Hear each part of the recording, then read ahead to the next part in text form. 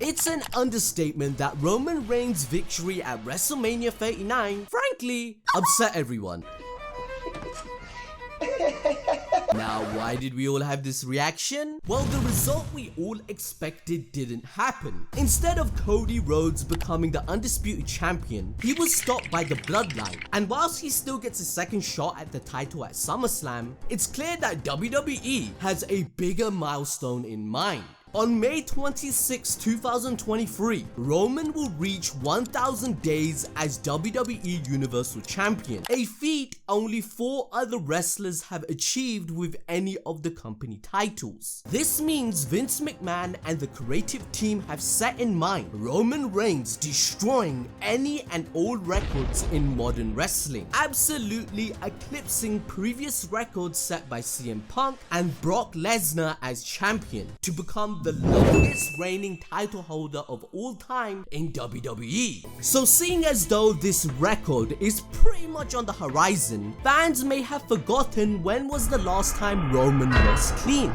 Top stars like Roman Reigns are often protected from clean losses as the company wants to maintain their credibility and appeal as a main talent event. Oh, and you know what else? So with Roman Reigns currently in the midst of the most successful run in WWE's modern era, how did we get here? Roman returned in August of 2020 at SummerSlam as a heel and aligned with the man himself, Paul Heyman. He has been unstoppable, only losing twice, once to Xavier Woods and the other Seth Rollins. But remember, they don't count as clean, which brings us swiftly to his actual loss to Seth Rollins. Roman debuted as a member of the Shield alongside Seth and Dean Ambrose. However, it was only a matter of time before all 3 of them would go their separate ways and would face each other.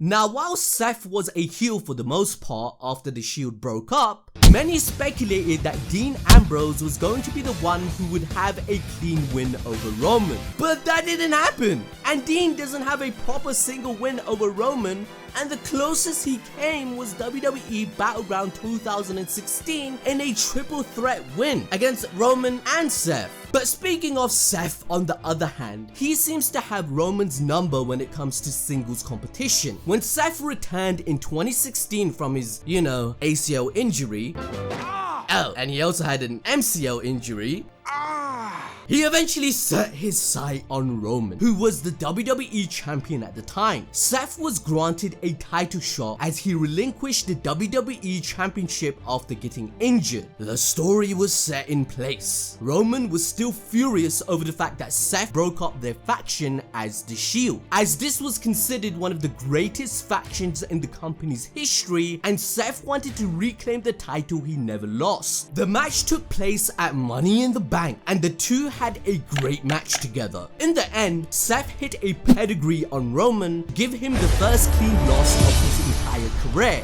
After the match, Dean Ambrose cashed in his newly won Money in the Bank contract to snatch the title away from Seth. This was one of the major highlights of the past decade, as all 3 members of the Shield were world champions on the very same night. Seth claimed another clean victory over Roman on the 19th of February edition of Raw in 2018, when he pinned him in a gauntlet match. Seth is also responsible for giving Roman his only loss during his current world title reign, when he defeated him via disqualification at the Royal Rumble in 2022. In the end, Seth said it best himself: there are a few things in life that are certain: death, taxes, and Seth Rollins beating Roman Reigns every single time. However, there are still 5 more people on the list that have succeeded in this challenge. Before debuting in WWE, Finn was dominating the NXT scene to show the people unfamiliar with him that he was a force to be reckoned with great matches with the likes of Samoa Joe, Kevin Owens, and Shinsuke Nakamura. Finn proved that he could be a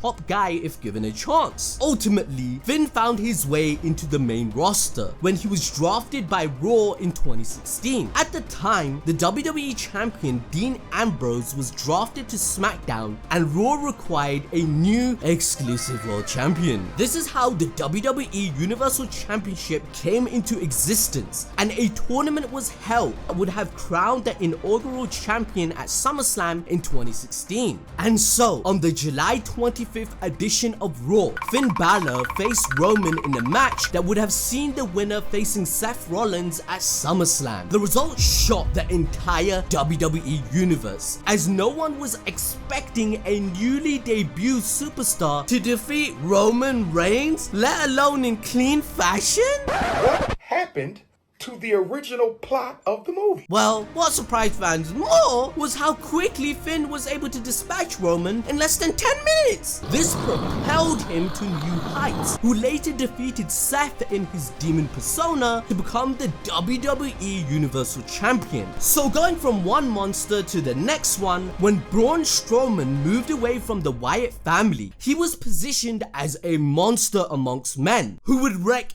anyone who came in his way. WWE management saw potential in Braun.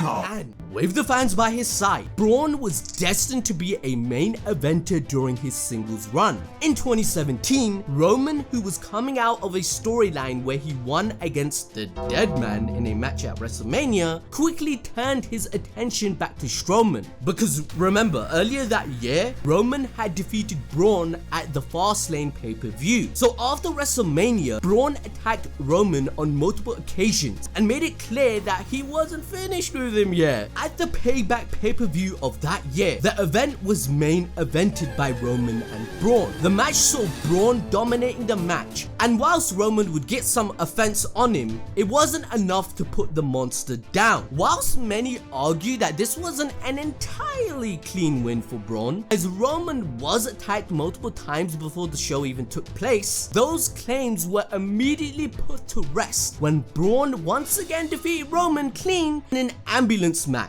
at the Great Balls of Fire event of that year. It was clear that WWE was trying to establish Braun Strowman as a top guy in the company, even if Braun himself didn't become world champion until 2020. Up next is another surprising loss with the return of Bobby Lashley in 2018, who made his much anticipated comeback to WWE. Roman had just finished his lackluster feud with Jinder Mahal and was also unsuccessful several times at dethroning Brock Lesnar for the Universal Championship that year. The feud between these two was, let's just put it was simple. Bobby believed that Roman had gotten multiple chances of facing Brock, and he lost every single time. So both Bobby and Roman were believed to be the rightful challengers, and this match was set between them at Extreme Rules pay-per-view 2018. The two men went back and forth during the match and showcased their strength by hitting big power moves. Bobby hit a spear to pin Roman clean as a whistle. That's a W. Whilst Bobby had proved that he had earned the right to face Brock, WWE were like, nah. With their typical booking of Roman Reigns, they made another match between the two on Raw. This time, it is a #1 contenders match, which, as we all know, and this is why the hate built up for Roman, he ends up winning. See, now that's some bullshit. But it's not all doom and gloom. Thankfully, Bobby did become WWE champion a few years later and faced Brock Lesnar several times, something that was on his wish list for years. But speaking of Brock, it's time to talk about him. If there's anyone who can claim to have multiple clean victories on Roman Reigns, it's none other than the Beast incarnate. These two are like the modern day Randy Orton and John Cena. Whenever WWE are in doubt if a pay-per-view will do well, they just book these two to fight each other. Let's be honest, money. As mentioned previously, Roman won an Elimination Chamber match to earn the right to face Brock at WrestleMania. The match was the main event, and fans wasted no time in showing their displeasure as they were tired of Roman's consistent booking as a top babyface, which no one freaking asked for. It took 6 F5s to put away Roman, and the fans bombarded the match with "This is boring." These chants went on all night. Keep in mind, compared to every other fighter that only required one F5, such as Kane, Samoa Joe, Finn Balor, and Seth Rollins, this highlights how much favor Roman had with WWE. However, he ends up suffering another clean loss at the hands of Brock in a steel cage match at the Greatest Royal Rumble event a few weeks later. In the end, Roman was the one to end Brock's year-long reign at year's SummerSlam. But for a honorable mention, for a like on the video, and for you, yes you, to subscribe to this channel, we have to give a special shout out to Samoa Joe. Considering this is his one and only submission defeat, by the way, but even still, he passed out rather than tapping out. However, we all know it's clear that WWE isn't going to let the next babyface of the company lose clean on a regular basis. Even if Roman lost, would always be in the form of outside interference or via disqualification. Even in tag team matches, if you look at it, if Roman's team was on the losing side, it would have been his partner who would always take the losing pin. Many predicted that Cody Rhodes would have ended his long reign, but even he fell short. It is yet to be seen who would be the one to finally dethrone the greatest final boss in WWE history. And if you enjoyed the video, make sure to subscribe because there's more to come, and check out the video on your screen right now.